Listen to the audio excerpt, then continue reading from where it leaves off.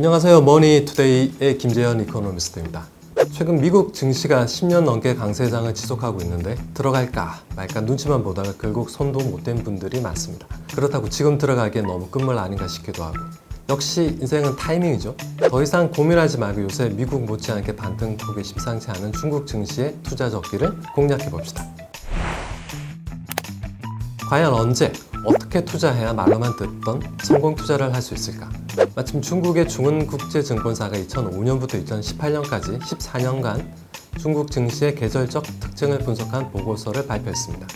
중국 증시 투자 계획이 있으신 분들은 당장 다가오는 4분기 대형주를 주목하세요. 중국 증시는 대체로 소형주의 주가 수익 비율이 대형주보다 높은데요. 4분기, 특히 그중 10월과 12월에는 저퍼주인 대형주의 수익률이 고퍼주인 소형주를 상회합니다. 그렇다면 이걸 언제까지 가지고 가느냐? 봄까지. 꽃피는 계절인 봄에는 중국 주식에도 같이 꽃필 확률이 아주 큽니다. 실제로 2005년부터 2018년까지 2월에서 5월 평균 수익률은 모두 플러스였다는 놀라운 사실. 특히 2월은 수익 실현의 달이라고 해도 될 만큼 성공 가능성이 유독 높은데요. 이때 딱 정리하면 좋겠지만 제때 못 팔았다면 언제 파느냐? 6월이 오기 전에. 미국 월가에서는 올해 팔고 떠나라고 하는데 중국은 약간 다릅니다. 보기만 해도 흐뭇했던 수익률이 6월에는 급전직하하는데요. 6월에는 팔고 떠나는 전략이 유효해 보입니다. 나는 곧 죽어도 소형주 파다, 대세를 따르겠다 하는 분들은 그럼 연초를 노리세요.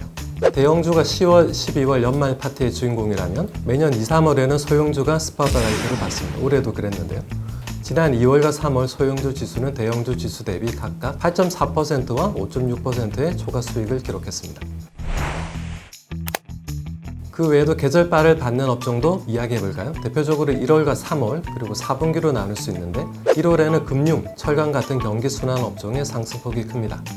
금융업종 같은 경우는 아무래도 매년 1월에 중국은행권의 신규 대출이 집중되면서 유동성이 크게 증가하기 때문이고요. 특히 중국 최대 정치 행사인 양회가 개최되는 3월에는 부동산과 건설업종의 수익률이 돋보입니다. 왜냐하면 중국 정부가 부동산이나 사회 간접 자본 투자 같은 경기 부양책을 내놓을 거라고 시장이 예상하면서 관련 주가가 들썩이게 되는 거죠. 6월부터 9월까지는 별 차이가 없어요. 그러다가 4분기에 들었으면 또 1월, 3월에 선방했던 업종이 다시 뜹니다. 금융, 부동산, 건설업종이 재상승하는 흐름이 포착되는데요. 왜냐하면 연말로 갈수록 중국 정부가 목표 성장률을 달성해야 하기 때문에 정책 기대감이 주가를 움직이게 하는 원동력으로 작용하는 거죠. 업종별로 살펴본 계절적 특징만 봐도 알 수 있죠. 중국 투자자들이 중국 증시를 정책시라고 부르는 이유가 바로 이건데요. 중국 정부 정책에 미치는 영향을 무시할 수가 없습니다. 기업의 수익성도 중요하지만 중요한 중국 정부 정책과 계절별, 월별 패턴까지 꼼꼼히 조합해서 중국 증시를 한번 정복해 보시죠. 머니투데이의 김재현 이코노미스트였습니다.